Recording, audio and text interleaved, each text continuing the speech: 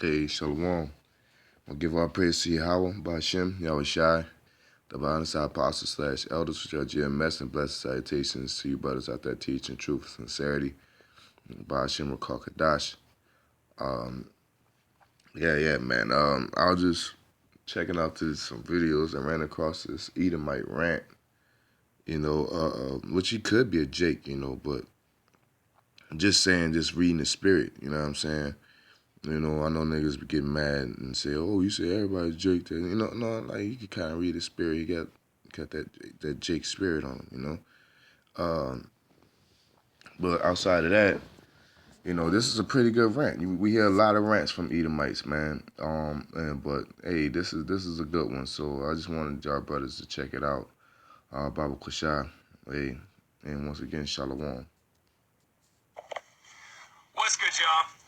It's called I've been very, very, very frustrated with Europeans, with people that look like me and who share an ancestral lineage with me. My primary frustration is we've been so severely miseducated, we don't know how to think. And we've been stripped of our ability to use logic and reason.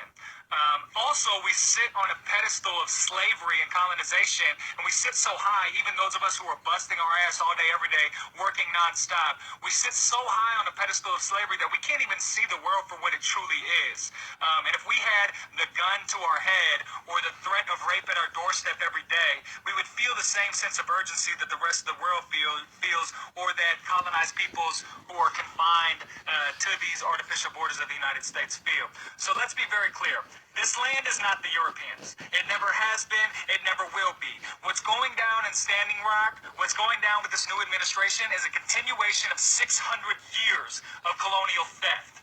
And I think there's only one example I can think of that really illustrates this. I was talking to a 7-year-old in my family a couple weeks ago, and we were actually talking about this very thing, about stealing land from the indigenous people. And the 7-year-old goes, "Nobody's taking my land." European kid, by the way.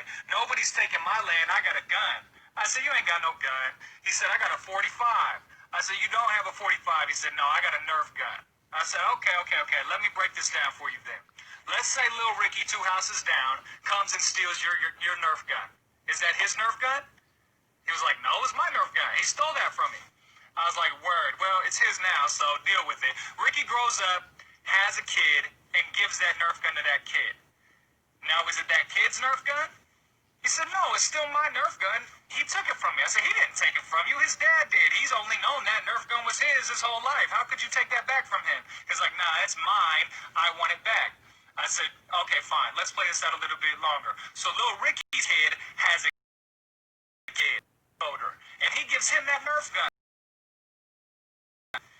"Is it still your Nerf gun?" He was like, "Yeah, it's always been my Nerf gun. Just because he passed it along to a different guy doesn't mean that it's not mine." I said, "Well, then perfect. This isn't our land. It never has been. It never will be. And until we return it, any sort of solidarity that we feel with black and indigenous people is a fucking joke. Unless you're willing to give back what you never earned, you are a opportunist and a liar.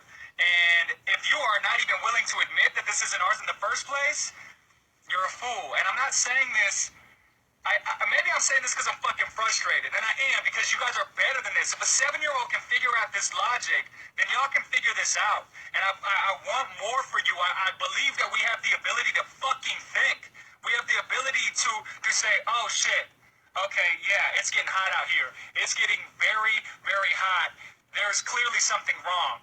Oh, wait, I'm in the middle of this? Oh, maybe I have some sort of responsibility here. Maybe I have some sort of responsibility. Oh, literally every article of clothing I have, literally every piece of food I eat is stolen? Damn." And the people who are mining these raw materials, who are sowing these goods, who are harvesting these foods, they're not even able to eat these foods? They're not even able to wear clothes or have shoes? You gotta be kidding me, man. None of you are that selfish. I hope none of you are that selfish, man. None of this shit is ours. We gotta give it back. I mean, I was taught that my whole life. How was I raised in a Christian society that taught me thou shalt not steal. And yet everything we have is stolen, and we're unwilling to give it back. And I understand you said I bought this, I worked hard my whole life to buy this. Sure, you might have worked your entire life. You might have busted your ass. I know I busted my ass to the point that my body has failed me time and time again.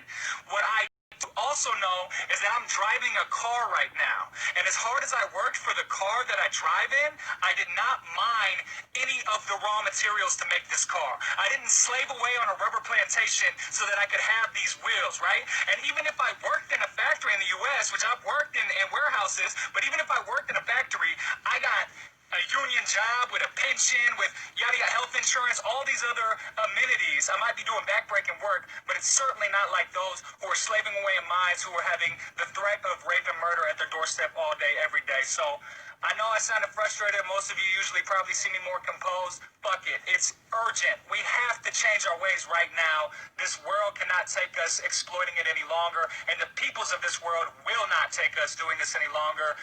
If you want to build with me more, I'm going to be at the station tonight at 7. Yeah.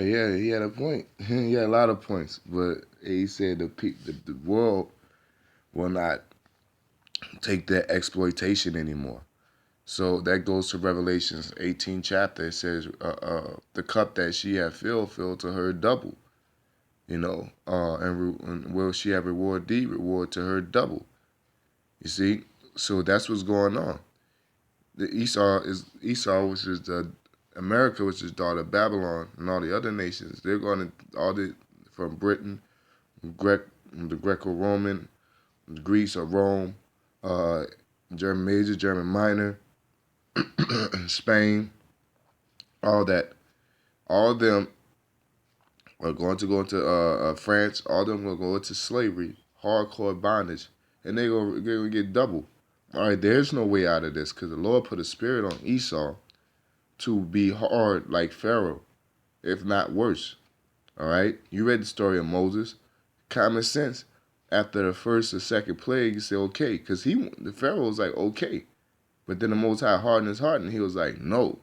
All right, common sense. All this turmoil, all this rising up, as he said, that you should say okay, something is because of. Let me give this back. It's like Indiana Jones taking that relic from off the thing. Just put it back. But no, Esau want to run and run and run and run and run and run and run and run and try his best to get away and get scot-free away with that relic. You know what I'm saying? Which is the world, all right? Which is all prophecy. Once you understand the prophecy, it's not as frustrating to see Esau do what he does as far as destroying the earth and destroying the people in the earth and things like that. Because the scriptures say he that stealeth a man and he is found. You know what I'm saying? You steal land. That land got on the way you get cleansed by blood. And another major point is that Esau tried to like this guy says. He said Esau tries the solidarity thing and try the equality and I'm sorry and things like that. Look, I'll tell you like this, man. From the scriptures to real life, because the scriptures are life. Nobody takes anything from somebody and just say sorry. All right, you have to recompense people.